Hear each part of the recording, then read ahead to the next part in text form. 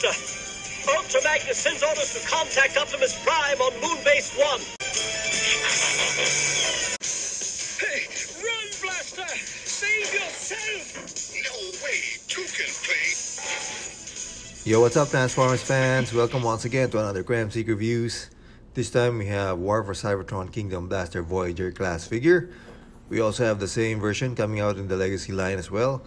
But with this one, I got it from eBay and I couldn't wait for the nearest Target or Walmart to have this on the shelves, so I got it as late as expected. Anyway, here's Blaster and Eject, and we shall be unboxing them from the Kingdom line box art. It comes with its accessories, instruction manual, and a Dinobot hologram card and sticker. So here they are in their twist ties. So let's release them. And here we have Blaster, and as you can see, this is a very accurate G1 looking cartoon figure. The head sculpt is great and spot on. I wish they made Eject's plastic color into a solid blue instead of this crystal or transparent blue. I'm not sure how it will hold over time. So as you can see here with cards to Blaster's details, you can see the face sculpt, the torso, the yellow, the tape deck. You press this part and it will open. Of course, his chest, wherein it fits one cassette bot, of course, and the arms. It's got some hollow space on this forearm. It's got those weaponizer ports as well, and you can see the speaker. You can flip it out like this if you transform him, and on the inside of it you can see the actual speakers of the Boombox. You can attach the weapons and on its back as well because of those weaponizer ports, and it's got these knobs and adjustments for his boombox as well in the back of his legs. So pretty much accurate when it comes to the colors. As you can see here, I've put Eject inside of his chest, and once you press the middle part of the torso or for his tape decks, he can eject, unlike with Soundwave where you can eject him on his shoulder. And here's Eject as well. As you can see, it's pretty much simplified details when it comes to his robot form, but he's the same size as those of the other cassette bots from Soundwave. Articulation wise, his head rotates and it's on a ball joint, so he can look up and down a bit. Goes 360 degrees. And then his arms also rotate, moves outwards. It's got bicep swivel. Of course, the elbow doesn't have any wrist rotation though. And due to his transformation, his arms can move a bit. It's got waist rotation. Legs move outward, forward. It's got knee articulation as well. And if you push this part of the back, you can move the legs further backwards. It's got thigh rotation. Simple ankle racking on the side, and of course with Eject, his head rotates, his arms also move outwards and can also rotate. He's got bicep swivel because of the ball joint, simplified ball joint, and with the legs as well, it goes outwards. The knees also bend, and it's basically as simple as that. It also rotates due to the ball joint. So this is Eject as well, a very poseable cassette bot. So first we're going to transform Eject. First we rotate his head, fold it inwards into the back part of the robot. Oops, and rotate his arms. Make sure that the whole of the cassette is facing on the front. And then you fold the knees, not this way, and the opposite direction, of course, like this. Fold the knees like this and fold them together. As you can see here, we have a simplified cassette from the 80s. If you guys still remember this kind of contraption for music lovers out there.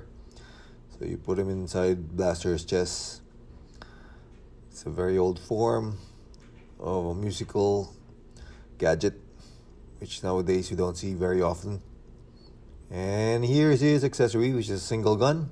You can hold it both arms but I prefer that he hold it on his left arm because his right arm is the one pushing the buttons on his torso to open his chest and have his minions eject. As for the weapon, I'm not sure what happened, but it's not consistent with the War for Cybertron series or lines when it comes to the blast effect. As you can see here, the blast effect, the tip of the gun doesn't hold pretty well, and you have to do the opposite direction of the blast effect for it to hold.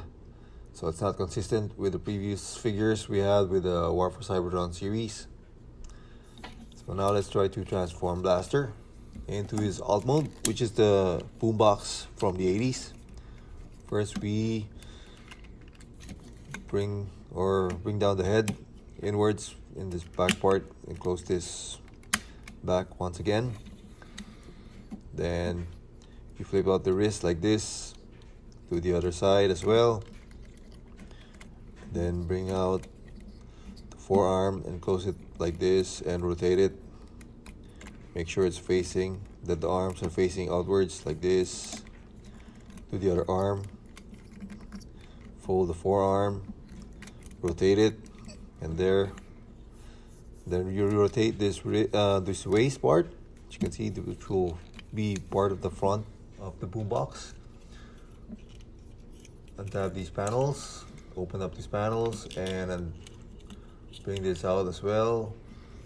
Rotate these speakers on his legs like this, and then rotate 90 degrees his legs, and it will peg into the arms. Some bit of plastic there, so you tab it in like this, as simple as that. Then fold his feet inwards on the side. Do the other leg, bring it in, make sure the hands or the wrist comes inside the part of the legs.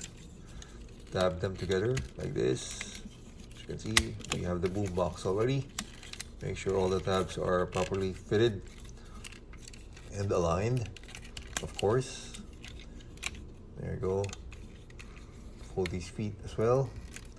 Untap these part of which will serve as the handle of the boom box. Do the other part as well, and stick them together like this, and we have the 80s boombox of Blaster, as you can see here.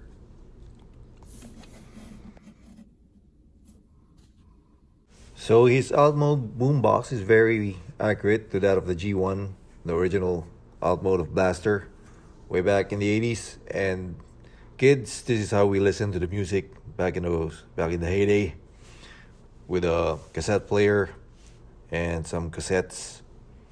Got some handle movement as well, and you can also attach the weapon on the side if you want. So this is Blaster in his alt mode, with the Eject in his cassette mode as well.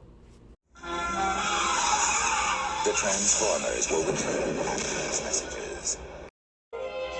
We now return to the Transformers.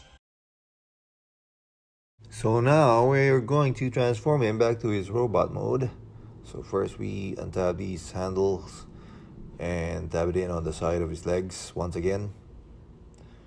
And then untap these part of the legs.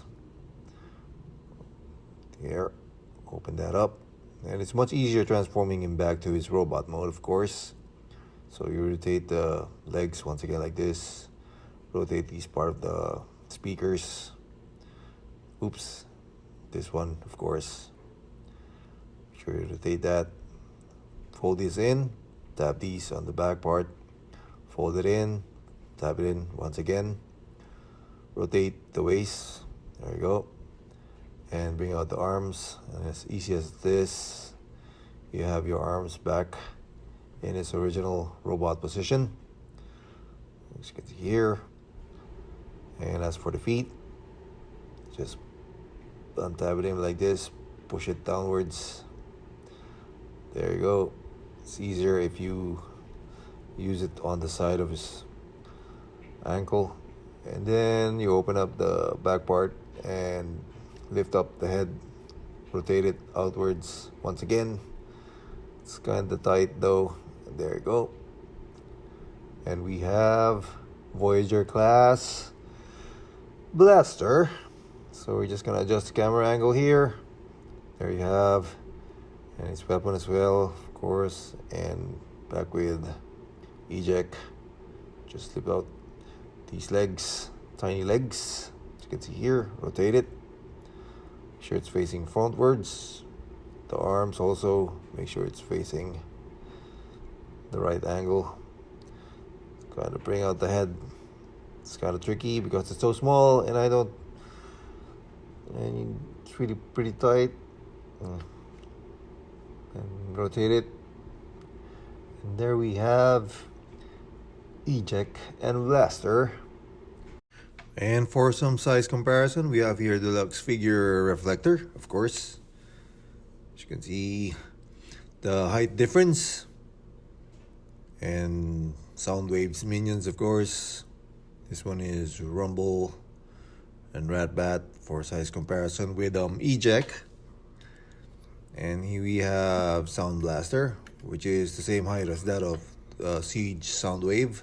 As you can see here, Blaster is a bit taller compared to that of Sound Blaster, or even with Soundwave as well, which is his arch nemesis.